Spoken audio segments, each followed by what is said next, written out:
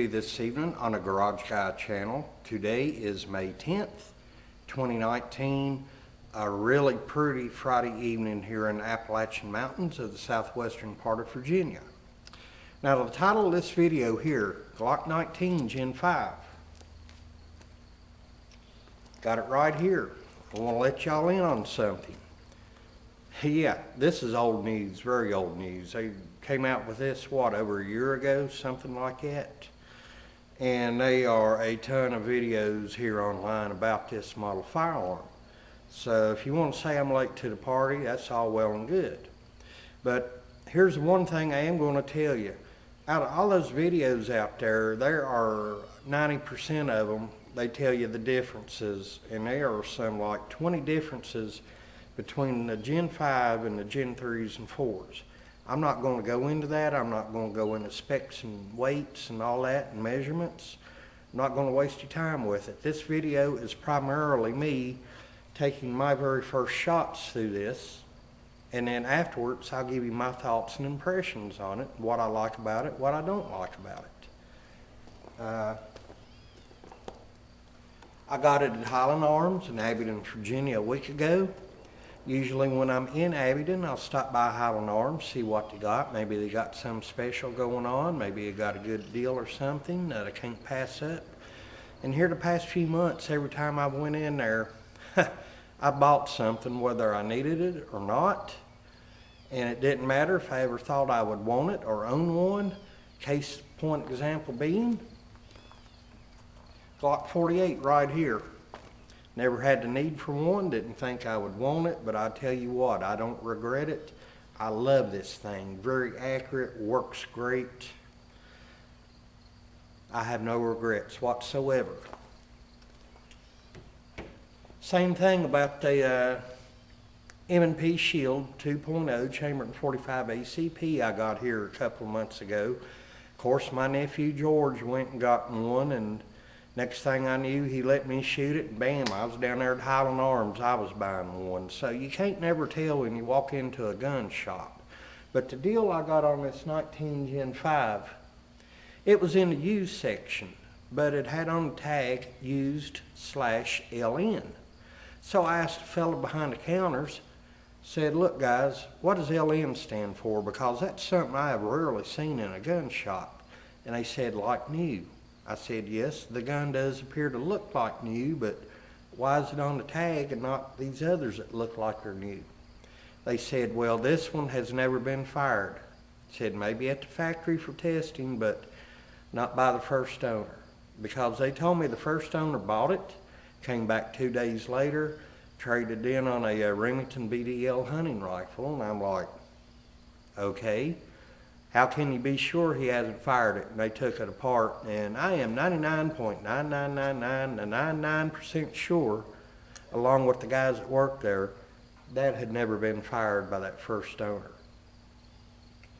I said, okay, why not take a chance? The price on it, I walked out of the shop with it, $469 out the door. Practically brand new Glock 19 Gen 5, $469.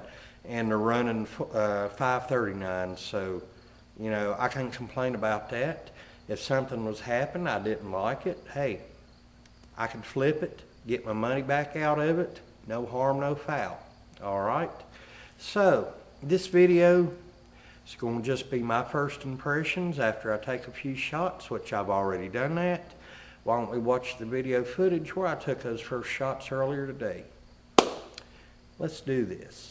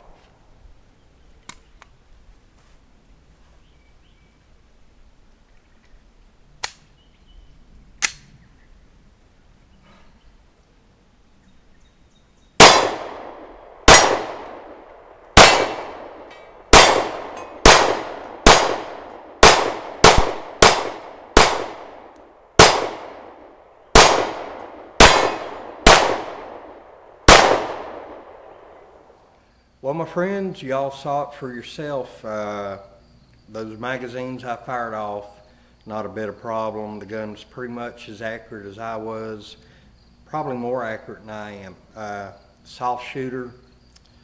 What I liked about this, I think the trigger has less mush than the Gen 4s.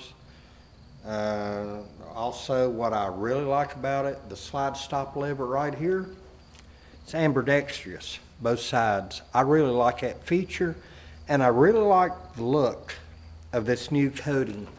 Pretty much looks black, and it really sets off this pistol. Just a nice color scheme right here. But then again, the most important thing about a firearm, it's not that it's pretty, it's that it works. And of course, Glocks, from my experience, have always been reliable. The one thing I didn't care much for on this Gen 5, spent shell case and ejection. A few of them didn't go that far, but hey, with some break-in time, that's liable to improve, okay? One question I do want to ask, one question. I bought this used. I don't know if the camera will pick this up or not, but the label on here is a light blue color, almost that Tennessee Titan blue. Does that mean this thing was law enforcement or what?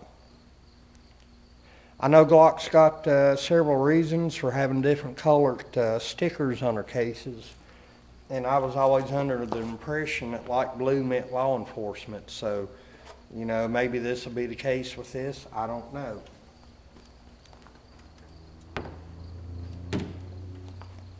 My impression is this.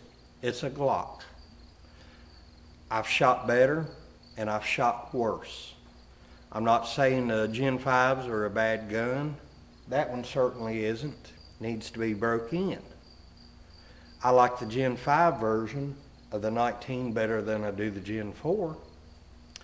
But I like the Gen 3 version better than the 4 or 5. And if you want to get into the more modern Glocks, 48, best Glock trigger I've ever used. Spent shell ejection, just off the charts. But this 26 Gen 3 right here, I shoot it better than any 19 I've owned. Gen 3, 4, and probably better than this 5. Okay? I love this little guy right here. Of course, I got the Talon rubberized grips on this. And as well, I have them on the 48 also. Just put them on here a few weeks ago. Sweet. I plan on doing the same thing with this right here. Now, as far as no finger grooves, I can take it or leave it. But on the Gen 4 models I have this size, I would put on the medium back strap. That way, it just felt from the back of the grip to the trigger, perfect fit.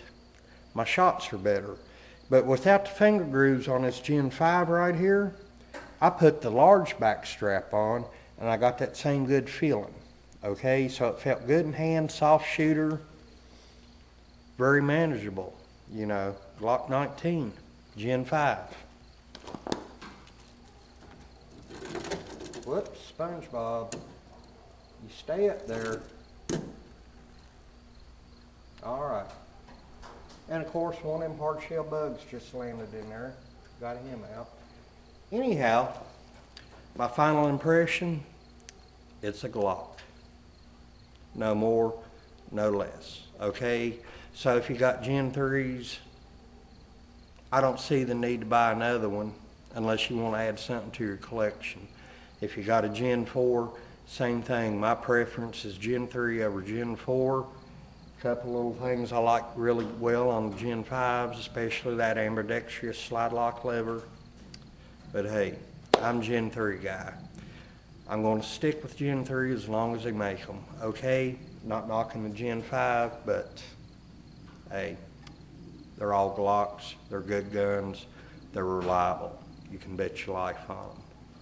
Hopefully, you won't have to. All right. This is Mark, Garage Guy 879. Hope you found this video useful, informative, or what have you. Hope you'll hit the like button. Hope you'll hit the subscribe button. I'm sure there's some videos on my channel you'll enjoy. I want to send a shout out to Mr. Holster here recently. Crossed the 10,000 subscription mark.